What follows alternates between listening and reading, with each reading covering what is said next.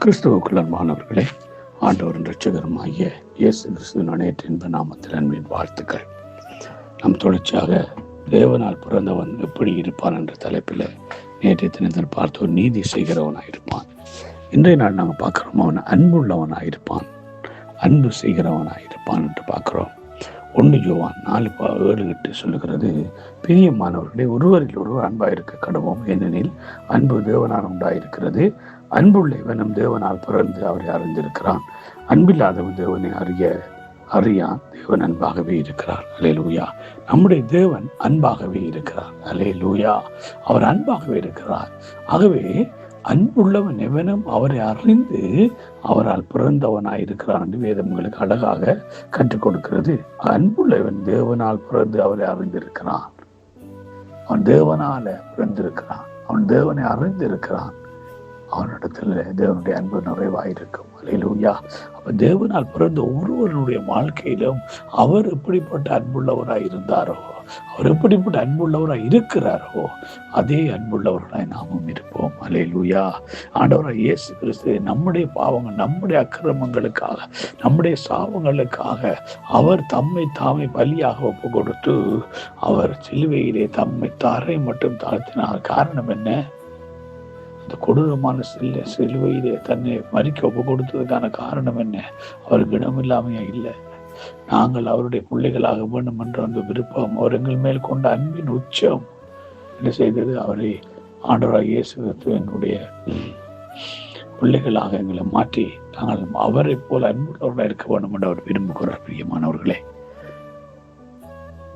3வது அதிகாரம் 10வது வசனம் எங்களுக்கு இவ்வாறு சொல்கிறது. 1 யோவான் 3வது அதிகாரம் 10வது, இதனால் தேவனுடைய பிள்ளைகள் இன்னார் என்றும் பிசாசின் பிள்ளைகள் இன்னார் என்றும் வெளிப்படும். நீதியை செய்யாமல் தன் சகோதரனின் அன்பு கூறாமல் இருக்கிற எவனும் தேவனால் உண்டானவன் அல்ல. இது அடுத்தது அழகா சொல்லுகிறது. தேவனால் உண்டானவன் ஆறு? அவன் மற்றவர்கள் மேல தன் சகோதரனிடத்தில் அன்புள்ளவனாயிருக்கிறது. நம்ம எப்படிப்பட்ட கசப்பு, கோபமும், பகையும், விரோதம் கொண்டவர்களாக இருக்கிறோம் நம்முடைய சகோதரரிடத்துல. ஆனால் ஆண்டவர் விரும்புகிறார், அவருடைய இரத்தத்தினால மீட்கப்பட்ட பிள்ளைகளிடத்துல ஒரு அசாதாரணமான அன்பு நமக்குள்ள வரணும். அன்பு வரணும்.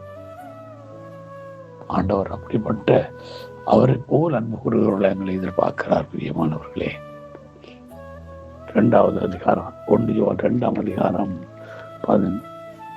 2ஆம் அதிகாரம் 5ஆம் வசனம் சொல்லுகிறது, அவருடைய வசனத்தை கை கொடுக்கிறவன் இடத்தில் தேவ அன்பு மெய்யாகவே பூரணப்பட்டிருக்கும்.